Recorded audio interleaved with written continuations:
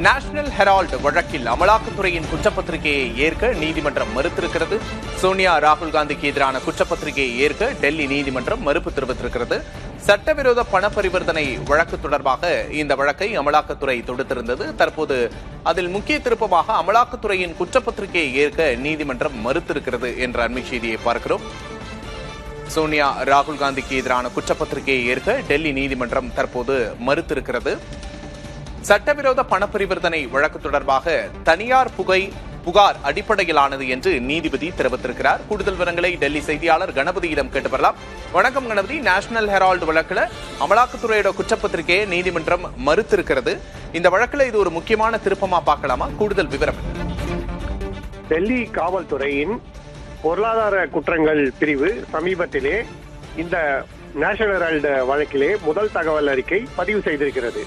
ஆனால் ஆரம்பம் முதல் நடந்த விசாரணை சுப்பிரமணியசாமி அளித்த புகாரின் அடிப்படையிலே நடைபெற்ற விசாரணை எனவும், சுப்பிரமணியசாமி அளித்த புகார் மோசடி தொடர்பானது. அதாவது நேஷனல் ஹெரால்டு சொத்துக்களை ராகுல் காந்தி, சோனியா காந்தி உள்ளிட்டோர் அபகரிக்க முயற்சி செய்திருக்கிறார்கள்.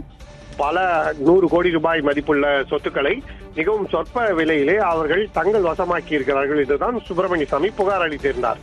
அதிலே கருப்பு பண பரிவர்த்தனை தொடர்பான புகார் எதுவும் இல்லை.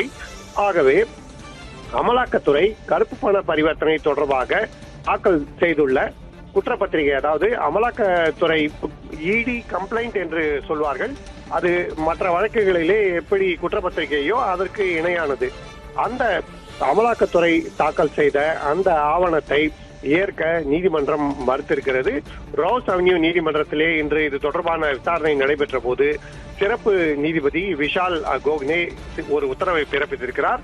அந்த உத்தரவிலே அமலாக்கத்துறையின் குற்றப்பத்திரிகையை ஏற்க முடியாது எனவும், அதற்கான காரணம் இது சுப்பிரமணியசாமியின் புகாரின் அடிப்படையிலானது.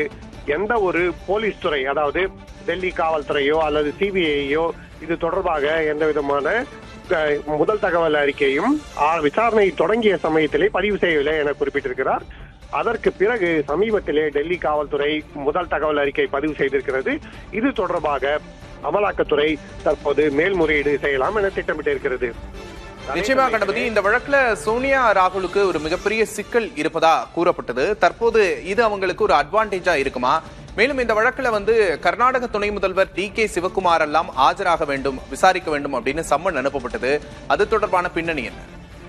நிச்சயமாக அசோசியேட்டட் ஜேர்னல்ஸ் லிமிடெட் என்று சொல்லப்படும் நேஷனல் ஹெரால்டின் உரிமையாளரான நிறுவனத்தை யங் இந்தியா என்கிற நிறுவனம் மூலமாக இவர்கள் டேக் ஓவர் செய்தார்கள். அதாவது அந்த நிறுவனத்தை தங்கள் வசமாக்கி கொண்டார்கள் என்று சுப்பிரமணியசாமி புகார் அளித்திருந்தார். அதுவும் அசோசியேட்டட் ஜேர்னல்ஸ் லிமிடெட் நிறுவனத்துக்கு 2000 கோடி ரூபாய் சொத்து இருந்ததாகவும், அந்த சொத்தை மிகவும் சொற்ப விலை கொடுத்து இவர்கள் வாங்கி இருக்கிறார்கள், இதன் மூலமாக மோசடி செய்திருக்கிறார்கள் எனவும் குறிப்பிட்டிருந்தார். அந்த சொற்ப தொகை என்று சொல்லப்படும் தொகை எங்கிருந்து வந்தது, யார் மூலமாக வந்தது என்ற விசாரணையிலே தான் டி.கே. சிவகுமார் போன்றோருக்கும் தற்போது இந்த வழக்கிலே தொடர்பு இருப்பதாக தெரிவிக்கப்பட்டிருக்கிறது. ஆனால் அதே சமயத்திலே இதுவரை அமலாக்கத்துறை நடத்திய விசாரணைகளின் அடிப்படையிலே நீதிமன்றத்திலே தாக்கல் செய்த குற்றப்பத்திரிகையே தற்போது நீதிமன்றம் ஏற்க மறுப்பதன் காரணமாக சோனியா காந்தி, ராகுல் காந்தி ஆகியோர் மீது தற்போது மேற்கொண்டு விசாரணை நடைபெறுவதற்கான வாய்ப்பு இல்லை. மேல்முறையீடு செய்து அமலாக்கத்துறை அனுமதி பெற்றால் மட்டுமே அப்படி நடக்க முடியும்.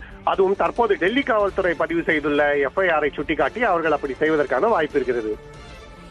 அமலாக்கத்துறை மேல்முறையீடு செய்வதற்கான வாய்ப்பு மட்டுமே இந்த வழக்கில் தற்போது எஞ்சி இருக்கிறது. கூடுதல் விவரங்களுக்கு நன்றி கணபதி.